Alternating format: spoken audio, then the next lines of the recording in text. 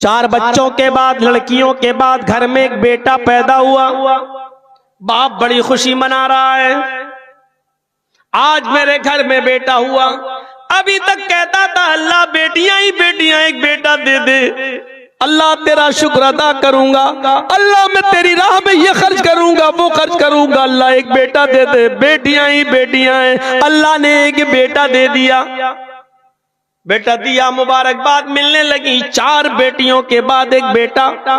अल्लाह तेरा का शुक्र है। बस 7 दिन पूरे हुए, अब भूल गया कि मेरे घर में बेटा देने वाली जात अल्लाह की है। उसने मेरी दुआ सुनी। अब आलीशान तरीके से अकीका कर रहा है। अकीके में सुन्नत भूल जाता है, वो ऐरों गैरों को बुलाने लगता है। उसकी दावत में शराबी और जुआरी आने लगते हैं, कुछ छक्के भी आते हैं, डांस भी करने लगते हैं। किसी ने पूछा ये क्या कर रहे हो?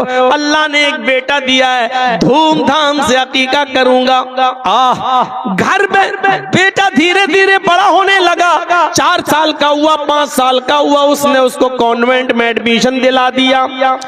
अरबी पढ़ने के लिए मौलाना साहब को रख लिया। मौलाना साहब आते, शाम को बच्चे को पढ़ाते, अलिफ बा ता सा कुरान पढ़ाने सिखा रहे हैं। उसके लिए स्कूल में कोई सब्जेक्ट नहीं है, घर में उस बच्चे को मौलाना रख लिया कि आओ ट्यूशन पढ़ा देना।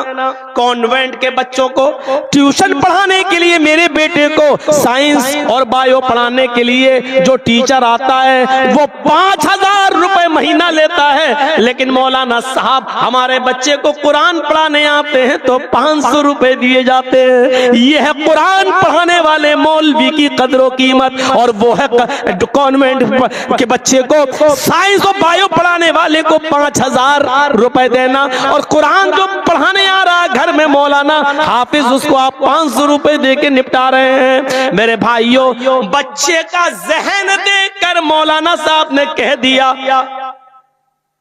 उसके बाप से, आपका बेटा बड़ा ज़हीन है, जो पढ़ाता हूं फौरन याद कर लेता है। अगर अपने बच्चे को हाफिज बना लो या आलिम बना लो तो बहुत अच्छा हाफिज बनेगा, बहुत अच्छा आलिम बनकर निकलेगा। मौलाना साहब भूल गए, अल्लाह से दुआ कर करके बेटा मांगा है। चूंकि वो बच्चा 7-8 साल का हो चुका है, कॉन्वेंट में पढ़ रहा है, 3rd और 4th में आ चुका है। मौलाना साहब की बात से बाप गुस्से में आ गया। क्या कह रहे हो, मौलाना बना लूं? ये बच्चा बड़ा ज़हीन है, मौलाना बना दो। तुम्हें कितनी तनख्वाह मिलती है मस्जिद में? मौलाना साहब ने कहा 5000, 6000, 8000। बस ये बनाऊं मैं अपने बच्चे को? इतना तो मेरे बच्चे की शादी के बाद उसकी बीवी के मेकअप का खर्चा पूरा नहीं हो पाएगा। गृहस्थी चलती है। मौलाना साहब कुरान पढ़ाइए और जाइए चुपचाप। मौलवी तो बेचारा पहले ही से मरा हुआ होता है। कभी मुक्तदी उसको सुनाते हैं, कभी मस्जिद का मुतवल्ली उसको सुनाता है। उस मरे हुए को मारते हो, उस मरे हुए से लड़ते हो। मेरे भाइयों, समाज और सोसाइटी में जिसको पहले ही मार डाला हो, उस मरे हुए को मारना ये कौन सी बहादुरी का काम है? ये कौन सी अक्लमंदी का काम है? उस गरीब को डांटना और फटकारना ये कौन सी अक्लमंदी का काम है? उस दिन की तारीख से वो कुछ नहीं बोला, आता पढ़ाता और चला जाता। लड़के ने इंटर कर लिया बायो से, नीट का एग्जाम दिया और वो कंपटीशन में कामयाब हुआ, MBBS करने लगा।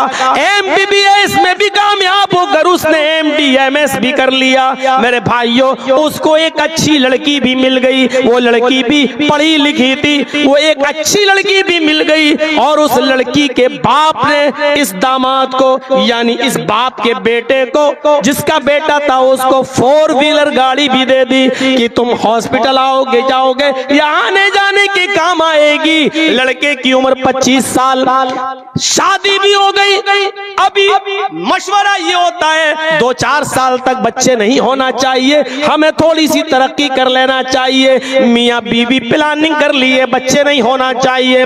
डॉक्टर साहब रोजाना हॉस्पिटल जाते, शाम को वापस आते। मेरे भाइयों, एक दिन यही डॉक्टर साहब रात में पेशेंट को देखकर 12 बजे के आसपास जा रहे हैं और अपने घर की तरफ रवा दबा हैं। फोन करते हैं कि मेरी बीवी गरम रोटी बना लेना, मैं आ रहा हूँ। जा रहे हैं 4 व्हीलर पर। ये वही 4 व्हीलर है जो जहेज में मिली है, ये वही 4 व्हीलर है जो लड़की के बाप ने दी है। उधर से ट्रक आ रहा है, ट्रक का ड्राइवर, मेरे भाइयों, ट्रक का ड्राइवर नशे में, ओवरटेक में गलती होती है और गाड़ी और कार टकरा जाती है। डॉक्टर साहब पहचाने नहीं जा रहे हैं।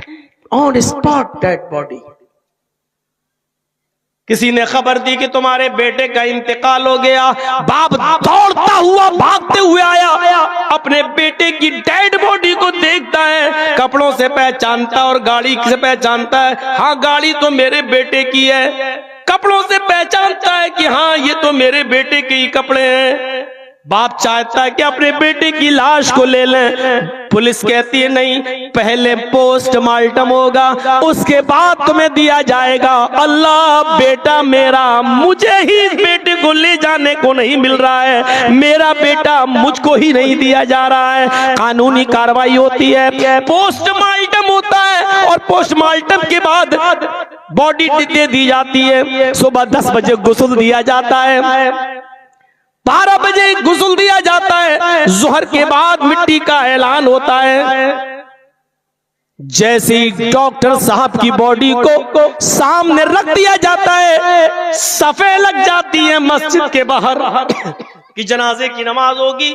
मौलाना साहब अपने हुजरे में बैठे हुए हैं। ये वही मौलाना है जो इसी डॉक्टर साहब को कुरान पढ़ाने जाया करते थे। ये वही मौलाना साहब हैं जिनको 500 रुपया कुरान पढ़ाने का मिलता था। ये अपने हुजरे में बैठे हुए हैं, सफे लग चुकी हैं। लोगों ने आवाज दी लेकिन मौलाना साहब आने का नाम नहीं ले रहे। किसी ने दरवाजा ठोका, मौलाना बाहर निकले, फरमाया सफे लग चुकी हैं, जनाजा आ चुका है और आप यहाँ बैठे, जनाजा कौन पढ़ाएगा? डॉक्टर साहब बैठ।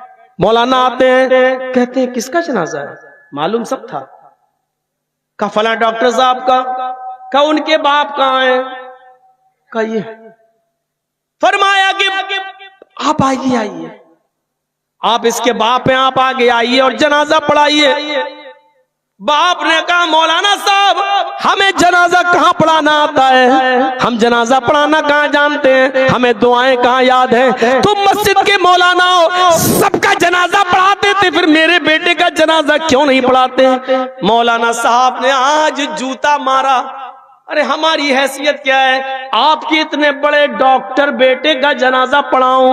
हमें तो 8,000 रुपए महीना मिलता है, इतने तो आपके बेटे की बीवी के मेकअप में खर्च हो जाते होंगे। हमारी हैसियत इतनी बड़ी नहीं है कि मैं आपके बेटे का जनाजा पढ़ा सकूं। हम बहुत गरीब लोग हैं।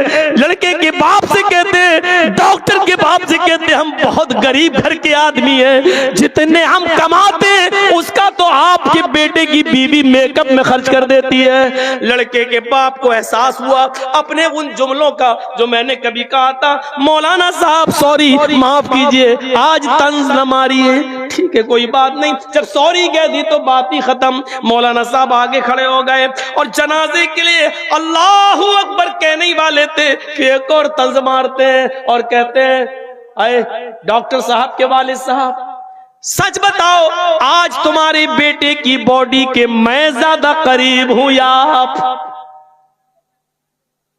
बाप ने सर नीचे कर लिया। मौलाना साहब ने कहा अल्लाहू अकबर और जनाजे की नमाज पढ़ा दी। मेरे भाइयों, एहसास करो कि इस अचानक मौत का क्या पता, कितनी मेहनत से उस बाप ने पढ़ाया होगा, लिखाया होगा और क्या क्या सपने सोचे होंगे। लेकिन अचानक इंतकाल, ये अचानक इंतकाल हमारा भी हो सकता है और आपका भी हो सकता है, किसी का भी हो सकता है। जरा तसव्वुर करो कि इस मौत से पहले हमने क्या तैयारी की। नबी अकरम सल्लल्लाहु अलैहि वसल्लम फरमाते हैं,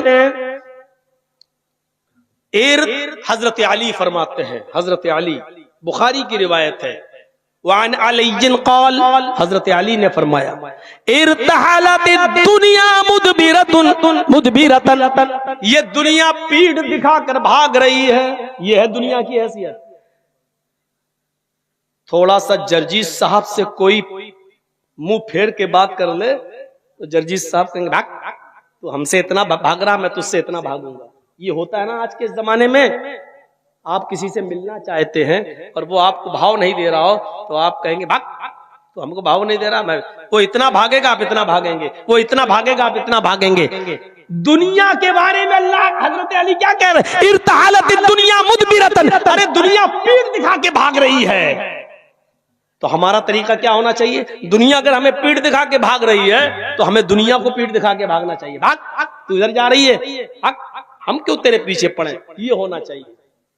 हम दुनिया के पीछे पीछे भाग रहे हैं, दुनिया हमें पीठ दिखा रही है। अरे अगर मैं कभी आस